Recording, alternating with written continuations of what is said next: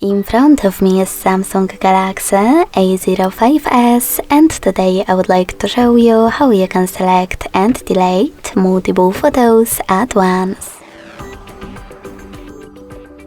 Begin by opening Gallery and selecting photos at the bottom left corner or albums next to them.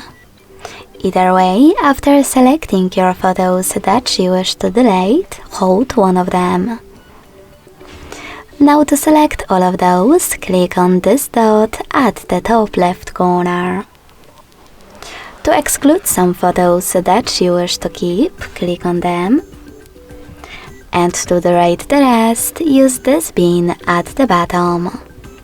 Lastly, confirm your choice in the pop-up.